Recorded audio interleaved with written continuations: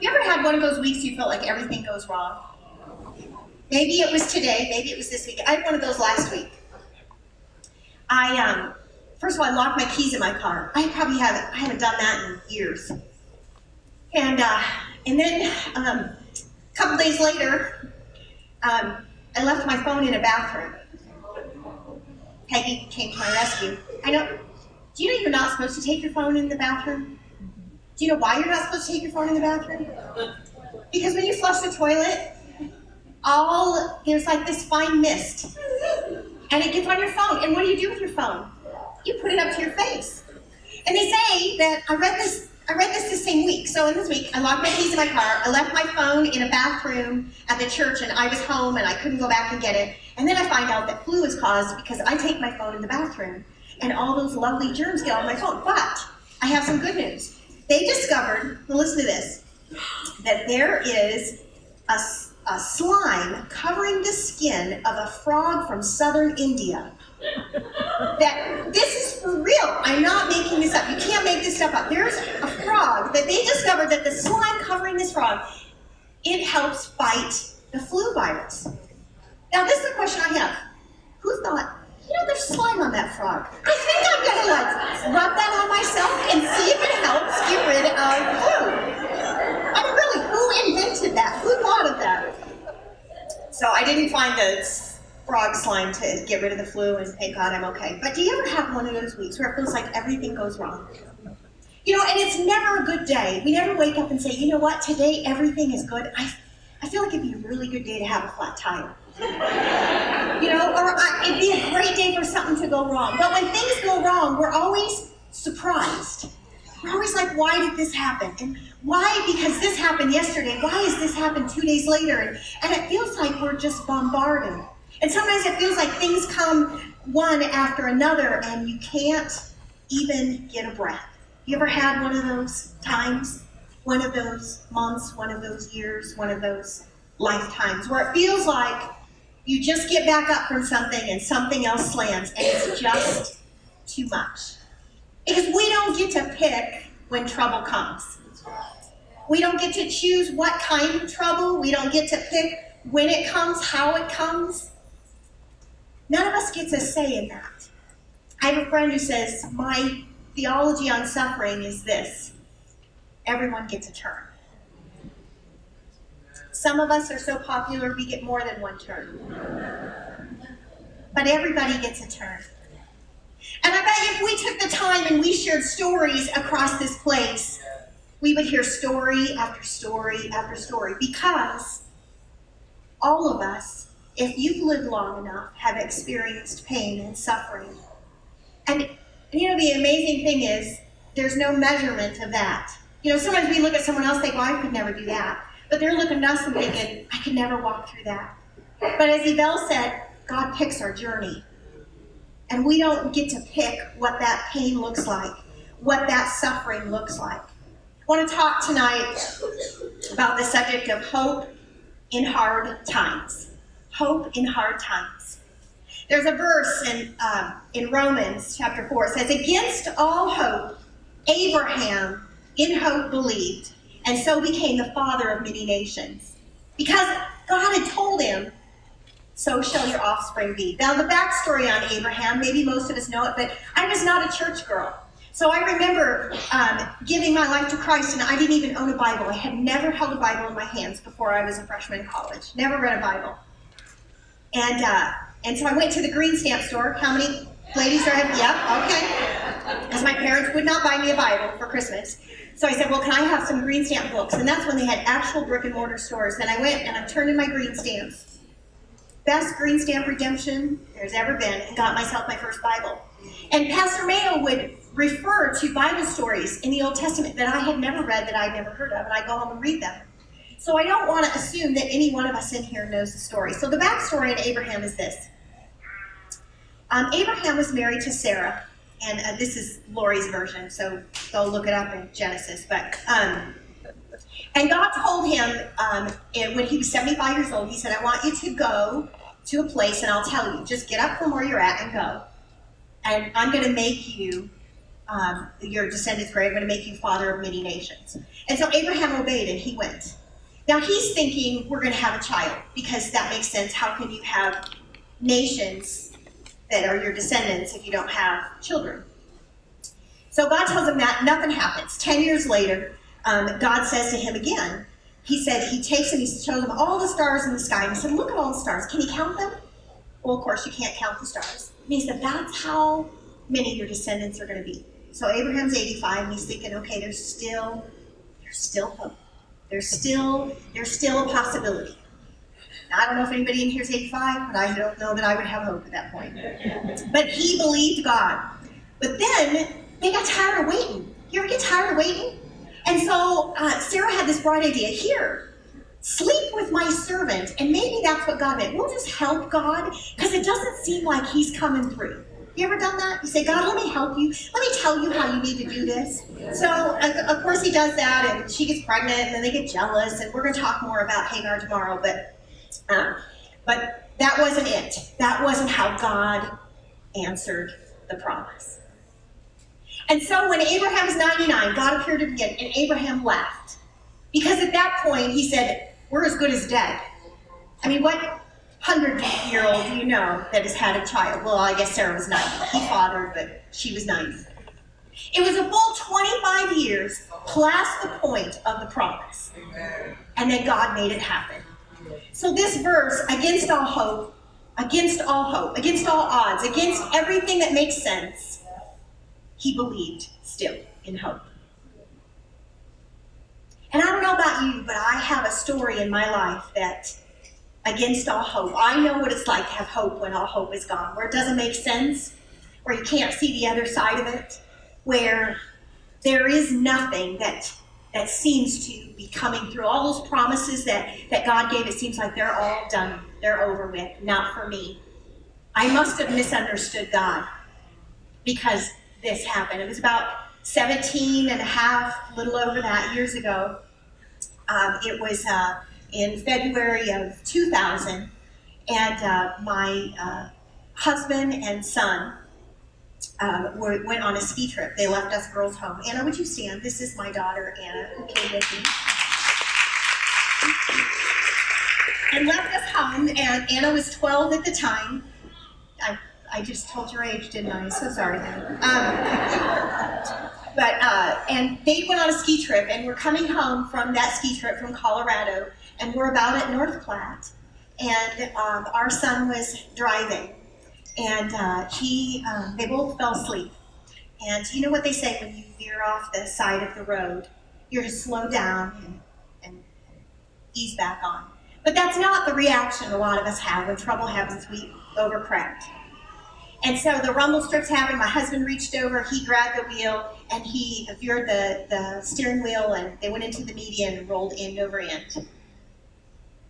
And so I was sitting there, we were sitting there, we had just watched, do you remember what we just watched? Who Wants to Be a Millionaire? I can remember to this day, like it was yesterday, what I'd had for dinner and what I was wearing. The really important stuff. My phone rang. And I picked it up and no one was there. And it rang again, I picked it up, no one was there. Third time it rang, I picked it up, and a state patrolman says, I'm on the side of I-80, and I have your son here and he wants to talk to you. Well, you know, when a state patrolman calls you, it's probably not good news. And he said, your husband and son have been in a car accident. Or Danny said to me, Mom, Dad and I have been in a car accident. We're okay, but Dad can't feel his legs. And so Anna and I quickly scrambled and made a few phone calls, gathered a few things together. I know I took a shirt and my makeup. Nothing, I mean, I don't know why, a shirt and my makeup. No clean underwear, no. And we walked out of our house that night, and none of us returned to live in it ever again. Just as it was, that's how we left it. You know, think how you left your house today. And just how you left it is how it was. So we walked out of our house that night and we drove, and they took an ambulance and we ended up here in Kearney, Nebraska. And I remember going into the emergency room and seeing my husband, and his his head was offset from his body. It wasn't straight. And I remember asking the nurse, what's wrong? He was in an incredible amount of pain. You know, what's wrong? And if you're in the medical profession or if you've ever had bad news in a hospital, you know that look that they give you when they feel really bad and they don't really want to tell you. And no one would tell me. And thus began our journey. He had an 11-hour surgery. And can I just say, Pastor Bob and Connie, who pastored New Life at that time, were amazing during that time. Anna had ended up getting sick, and who took care of Anna? My friend Wendy. And they sat with Danny and I at the hospital for that whole day of surgery, and were just incredible. Incredible. I don't know that I've ever personally, publicly said thank you, but thank you. And 3 days after that long surgery, the doctor said, if nothing returns, then we know it's permanent. And so he came in after 3 days and he said, your husband is paralyzed from the armpits down. And thus began a journey that none of us picked, none of us could have anticipated. There was nothing that when I got up that Tuesday morning that said, today your life is going to change. And some of you have had that, whether it's a diagnosis of a brain tumor, you're going to have sushi, or something else, you walk into the door and your spouse says, I don't want to be married anymore. We've all had those moments where in an instant our whole life changes. And he was there for a week in intensive care here in Kearney. And then we moved to Madonna in Lincoln, where he was, the whole hospitalization was about 3 months. I had to sell our home and buy another home before I could bring him home from the hospital. Melba and I, Melba, wave your hand, were just talking the other day, and when my husband was in the hospital for almost 3 months, every night, one of our staff members would come and spend the night with him. That we have relationships because we don't know when trouble happens. And God never intended us to walk through trouble alone. He did not make us to do it alone. That whole first year, we grieved. We grieved as a family. We grieved as a married couple because nothing was the same. Nothing was the same. Everything was turned upside down. Everything was different. Where we lived, how we drove, how we went places, how he ate, I mean, everything. That first year, my husband needed to be turned every 2 hours. It takes still, it's been 17 and a half years, like this morning, it takes anywhere from 2 to 3 hours to get him ready in the morning. So that's what I did this morning, as I do every morning, and I always say he always says every single day. For 17 and a half years, my husband looks at me and he says, thank you for helping me today. Every day. It's not a rote thing. It's not but a heartfelt. He says, thank you. I remember there was a point where he was so discouraged when he was in rehab. Do you remember this, Anna? And he said, what am I good for? Because somebody had said, well, at least you're the same Gary from here up. And he said, when he tells a story, he says, oh great, I'm a head on a pillow. What's my purpose? And I remember Anna wrote this list of all the things that you can do. Rather than looking at what you can't do, here's what you can do. And put him on his hospital wall to remind him what he can do. We cried a lot that first year. Our kids lived back in Bellevue. I lived in Lincoln. And my husband's in rehab. We were selling our home and had to buy a home. And I remember somebody had driven the kids down for the weekend. I was with Anna and we were in a store because she needed school clothes. You know, life still goes on. And we're in the middle of a store and she dropped to the ground and began to cry. Do you remember this? I'm sorry. I keep asking her that question. She's like, yes, quit asking me. And I said to her, I said, Anna, what's wrong? Stupid question. Your dad's in the hospital. We're all separated. What's wrong? And she said, Mom, we're homeless. And I said, well, yeah, I guess technically we are. But we still have food to eat, and we all have a roof over our head, and we love each other, and we're going to be okay. But we were homeless because we didn't have a place that we called home. We didn't have a place that we could say, this is where we've been. But I want you to know that God takes the broken pieces of our story and makes something beautiful out of them. If you would have told me that my life would look like this now, I would have never in a million years guessed that. I thought, we're done traveling, we're just going to stay home. My husband had just gotten back from a mission trip to Argentina. I was supposed to go to Africa, and I thought, how in the world? Have you ever seen a quadriplegic in a foreign country? Probably not. But we've been to more countries since the accident than we ever were before. Been to Africa 3 times, 4 times, China, everywhere.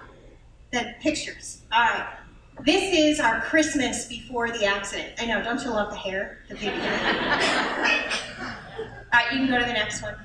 This is what the car looked like when it rolled. That's our son on this side. Go slower just a minute. This is, okay, go to the next one. My husband loves it when I show this picture. That was in intensive care. It's amazing. This is when before surgery. That's our son Danny, and Gary's on a tilt table. Go to the next one. This is, leave it here for just a second. One of the things that I think was hard for all of us is just to be uprooted from our home just in a moment and not to go back to it. And here I was in a position that I had to make the decision on selling our home and picking out a new one. And it's not something I'd ever done by myself. And it was hard for all of us. So he said, can we go and see the house? Can we say goodbye? And so we had made the trip from Lincoln to go into our house to close out a chapter to begin the next chapter. You can go to the next one. Okay, that's kind of a sexy picture, isn't it? All right. My girls from Bellevue, you have to promise me you're not going to tell anybody any of this that I'm going to say. Okay? All right, got it. God's still in the midst of this. And he still makes good things out of hard things. Don't doubt in the dark what God's shown you in the light. I just want to share, just in the time we have left, just how hope grows in the midst of a hopeless situation. I remember one time when I was, I have more pictures, don't I? Oh, thank you. Go to the next one. Okay, this one, I know. This is our grandson. This is his 2-year-old birthday. Just want to show you the before and after. All right, go to the next one. And this is our most recent family picture. Because God really does take and make beautiful things out of broken things. I remember one time being in the hospital, and I was in the waiting room, and I had laid on a couch to rest. And I'm not given to visions, but I had this vision. That's all I can call it. I saw the path that I was on. And the middle of this path was this huge boulder. The boulder of my situation, my circumstance. And I couldn't see on either side of it. I couldn't see above it. I couldn't see around it. And I said, God, this is too hard. This is too hard. I can't do this. And I sensed the Lord say, Lori, come up here with me. And just in my spirit, I just saw God take me to that place next to him. And he said, now look at that boulder. And to him, it was a grain of sand. From his perspective, that thing in my path that I couldn't see life beyond that, I kind of thought life beyond that was over. And God said, oh, it's just a grain of sand. The first point is this: hope grows before you need it. Hope grows before you need it. It's kind of like preparing for a storm. If I wait until the storm is there, it's too late. I've got to prepare for the storm before it comes. I've got to let hope grow before I need it. That my hope is secure, that my anchor is secure, that it's in Jesus that I have hope. Because it's easy to hope when life is easy. Who can't do that? But in the hard times, that's when it's got to be sure. And it grows before we need it. And what God calls a storm, what we call a storm, what we call trouble, what we call a circumstance that I can't do, God calls an opportunity to demonstrate his power. When God created all the animals and all that, and then he created Adam and Eve, there's a verse in Genesis, and I think they have it on the screens, Genesis 2, verse 19 and 20. God takes all the animals and he brings them to Noah, and he says, Noah, you can name these. Wouldn't that be cool? I'd like to ask Noah, like, why did you? Thank you. Why am I saying? Oh, because Noah took thank you. Adam. Thank you. See, you caught me. Takes him to Adam and says to Adam, you can name these animals. Whatever you name them. Whatever you name them, that's what they are. Whatever you name them, that's what they are.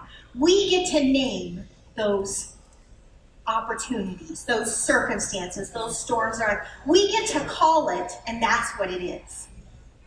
When I call that storm, life is over, then in me, life is over.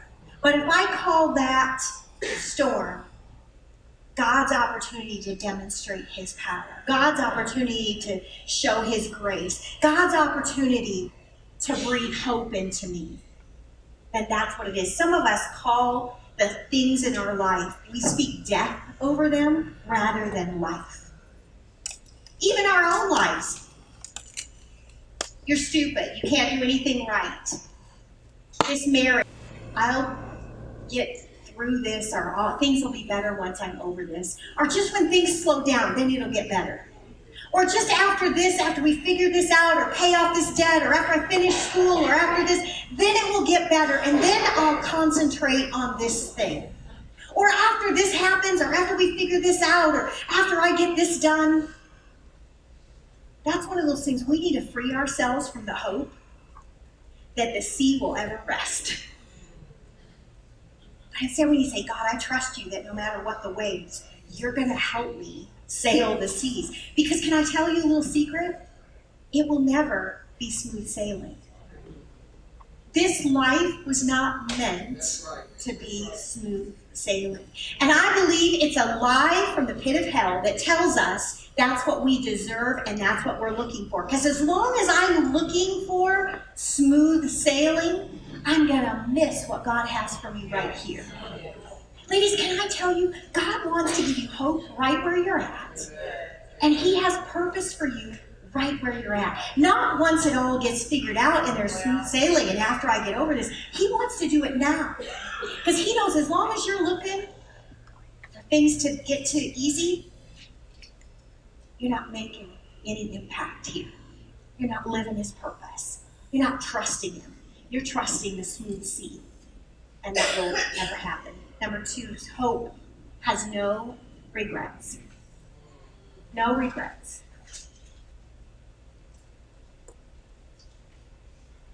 Live life with no regrets. After the accident happened, we experienced a lot of emotions. Fear, grief, sorrow. But I will tell you, the overriding thought, emotion was gratitude. Gratitude that our marriage was a priority. Gratitude that we had dinner as a family every night. Gratitude that we would play kickball and basketball. Can you imagine the regret my husband would have to not be able to do those things and go, I never did them when I could. I didn't do them while I could. We only get one chance to live this life. We only get one opportunity to love the people around us. Like even tonight. You know, it'll be tomorrow, but there's people here tonight that you're only here tonight. Don't let an opportunity pass you by. Gratitude turns what you have into enough. And I will tell you, when we had the accident, when it could be why me and why did this happen and how can this happen? Gratitude, God, thank you. Thank you that you are strength. Thank you that you're more than enough. Turns what you have into enough. And makes life worth living. I will tell you that at that moment when my life changed, you know, there's no trumpet sound that says, doo doo doo. This is a significant moment. We see it when we look in the rearview mirror, but we don't see it when it's happening. a value in my head. Whenever my husband traveled or went out of town, I made sure I send him out of town happy. I like that. Come on. All right?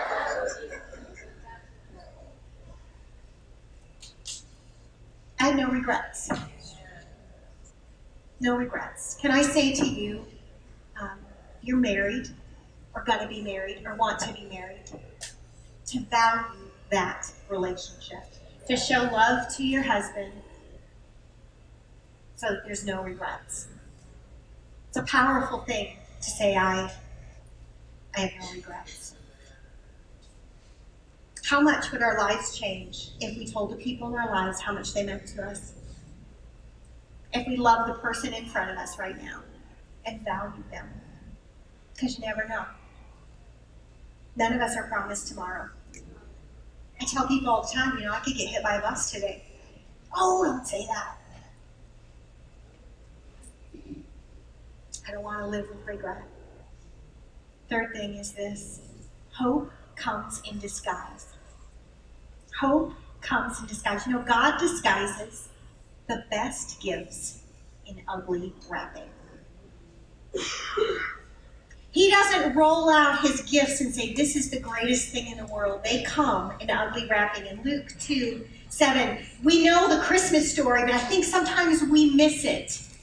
The hope of the world came as a baby in a feeding trough in a smelly barn where there was poop, and he was wrapped in rags. And everyone around, but a few people, missed it.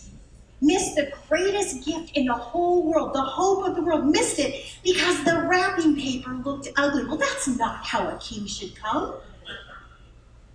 That shouldn't be how they do it. He should announce his entrance. How many times does God send gifts in your life and in my life that look ugly? That aren't wrapped in pretty paper. He wraps the most wonderful, life-changing gifts in ugly wrapping paper. What if the trouble in your journey, your circumstance, what if it really is a gift from God disguised? Now, I would have never in a million years picked this. And it's not like, can I just be honest with you? Not that I've lied up until this point, but I don't know why we say that. Why do we say that? Can I be honest with you? As though I haven't been. It's not like it's something that happened 17 and a half years ago. It's something that we live with every single day. Every single day. Sometimes we joke and say, can we take a vacation from quadriplegia? Doesn't work. In fact, and several of you know this, in December of last year, in November and December, Gary has kidney stones, and that may sound like no big deal, but they were very, very large, and he had to have 4 different surgeries actually in the fall, but the last one was 2 days before Christmas, and it was a simple outpatient procedure. And he ended up deathly ill. Deathly ill. He had sepsis and almost died. And so we celebrated Christmas in a hospital room. I would have never picked that. It was probably the most organized I've ever been. You know what I mean? I had tablecloths on the tables. I had the dishes set out for the buffet. I was organized. I had delegated. I did all that because it was an outpatient procedure. We were going to be home the same day. And I remember we celebrated our family, our immediate family, in that hospital room. I went and brought the stockings, and we taped them on the ledge, and we all wore these little hats. And it was not how I would have picked. But can I tell you, it was the most precious Christmas we've had in a long time, because God takes really good gifts, really good gifts, and disguises them in ugly wrapping paper. I would have never picked this accident. But I can tell you, my husband, when he shares a story, he says he wouldn't edit out this chapter. If I was rewriting my story, I'd edit it out. I would. Maybe that's not spiritual, but I would. But I know this.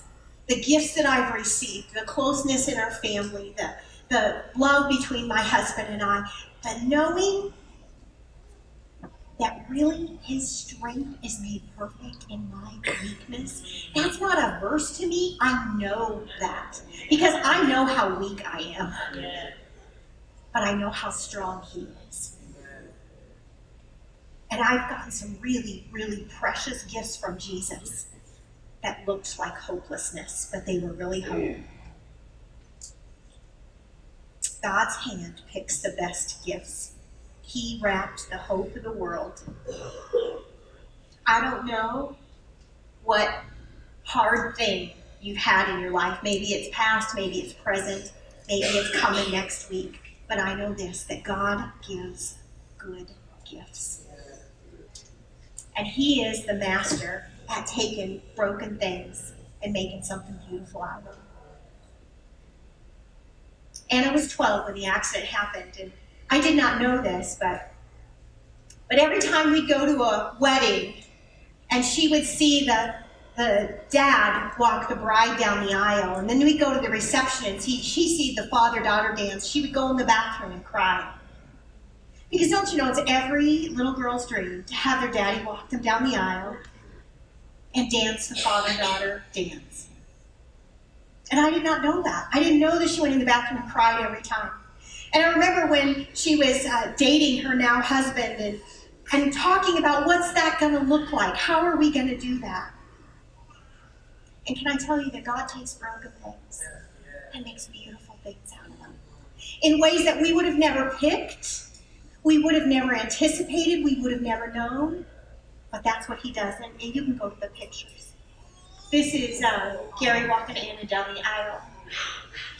We practiced because if he rolled over her dress, that would be like a disaster. So go to the picture of the dance if you're able to go to just that one. I don't know. My husband does my slides.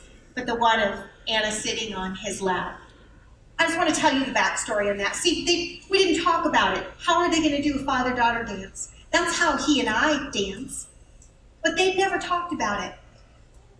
And they come up to that point, and she goes and grabs his hand and says, Dad, can I sit on your lap? He does. Well, my husband is paralyzed from the armpits down, so he doesn't have abdominal muscles. So if you see him sitting there, he's holding himself up. Because if he doesn't hold himself up, he'll fall over. So when he drives or eats or other things, he has a seatbelt that he wears to hold himself in. Well, he didn't have a seatbelt on because, don't you know, a seatbelt that tucks, it doesn't look very good. So she sits on his lap, and he's like, oh, I better get my belt. And she puts her arm around him, grabs the other side of the chair, and says, it's okay, Dad, I got you. And they rolled around to face the crowd that was there. And can I tell you, there wasn't a dry eye in the place. Because it was such a beautiful picture of God taking a broken dream and making something beautiful and precious that we hold on to as a gift. That God's a master at taking the broken pieces of our life. I don't know what dream you feel like's been lost. What dream in your life you feel like there's no way. What dream you feel like it can't happen. Can I tell you, it may not happen in the way you planned. It may not happen in the way you pictured. It may not happen in the thing that you long for. That God will take those broken pieces and make something far more beautiful than if it would have happened like you wanted it to happen. Than if it would have happened in the way you planned and you pictured. I know if you were to ask Anna today, she'd tell you that is such a precious memory. Because we walked through an incredible amount of pain as a family. And to some extent, there's still a lot of barriers. There's a lot of hard things. But what a beautiful picture of God taking broken things and making something beautiful. The last thing is this, and Kim, you can come. Hope is found in his presence. Hope is found in his presence. That picture of the boulder being a grain of sand. I don't know about you, but sometimes my circumstances are really big. And sometimes the stuff in my life, the hard stuff, is all I can see. It's all that fills my vision. It's all that I focus on. But when I'm in God's presence, it all just kind of melts away. There's something powerful that happens when we are in His presence. And you don't have to be in an awesome worship service to be in His presence.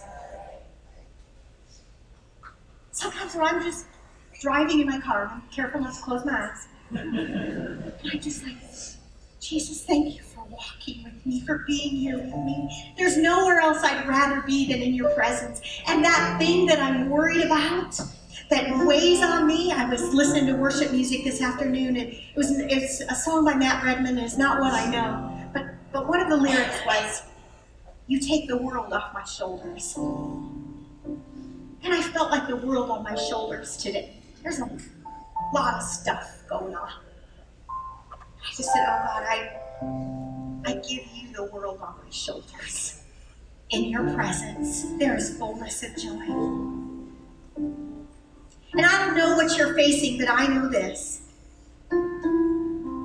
God wants to take the world off your shoulders if you lay it on Him. He wants to give you fresh hope in His presence. He wants to breathe life into that broken dream. Because He is the builder of dreams. He is the giver of dreams. He is the one who placed that there in the first place. But don't you know, we jump to Hagar and we want to help God make His dream for our life happen. And He says, no, I got something better. If you'll give it to me, if you'll spend time in my presence, if you'll let me breathe life into you, if you'll let me rekindle that in you. Some days that's the only place that I can run, because some days it's hard. Sometimes life is really hard. But I know this, I know two things. God is good, and I am loved. God is good and I am loved. Sometimes in our theology we'll think, well, I prayed and this still happened. Can I tell you that before the accident and still to this day, every time we get in the car, we pray for God's protection. So what does that mean? We didn't pray right. God didn't answer prayer. I have my thoughts and my wrestling with God, but I know two things. Two things I'm sure of. God is good. God is really good. And I am loved. You are loved.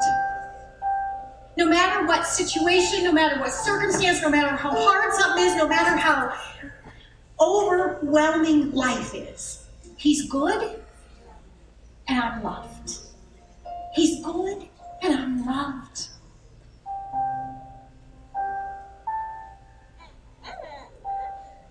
I want us to do this as we close out tonight, is I want us to just be able to spend some time in His presence. We don't have like an end thing. I mean, there's dessert, but dessert will still be there. But how often do we get to just be? To just be in His presence. As I was praying for this weekend, there were some things that God really laid on my heart, and one of them is just some of us in this place are really, really lonely. You know, you can be in a crowd of people and be lonely. You can be married and be lonely. You can have a great group of friends and be lonely. Loneliness is not our enemy. It's really our friend. Can I tell you, I'm lonely. I don't know anybody like me. I can't sit with someone and say what my life looks like and have somebody go, yeah, I know what you mean. Because I don't know anybody who's like me. But I've learned to embrace that loneliness as a gift. Because my heart says, Jesus, you know. And no one else may know or comprehend, or if I start saying details of what our life looks like, it sounds complicated. And I don't want pity. So I say, God, you know. And He knows that I know that He knows. And so there's this cord between Him and I because He knows that I know that he knows. And so if you're feeling lonely tonight, can I just tell you, be in his presence. Pour out your heart to him, because he knows, even if you can't put it into words, he knows what you feel. He knows what you face. And he wants to meet you right where you are, to breathe fresh life, fresh hope, and let you know that he makes something beautiful out of broken dreams. Jesus, we just come to you tonight as your girls, as your daughters, as sisters. God, and you know each one of us by name. You know our situation. You know all the stuff going on in the inside. God, you know all of that. And God, you know our names, those of us in this place who feel really lonely tonight. It may be because of a circumstance, or it may be just because. But God, I thank you that you meet us right where we're at, and that you are good. So we're going to do this. Kim's just going to lead us in worship. And I want you to find a place to just be with him. I'm an altar girl. God has changed my life over and over and over again when I've responded to him. So I'm like, stuff happens when I take a step. When I step out of my comfort zone, when I step out, there's something that happens, ladies. So why don't you stand with me, and if you need prayer, there's leaders in this place that would love to pray with you. If you just want to tuck alone and spend some time with God, we're going to do that. But I just want us to be in his presence and respond to him and say, God, I want to spend some time in your presence so I get your heart and your perspective. Kim, would you just lead us? And let's just not wait on anybody else. Let's just respond to him and just be in his presence.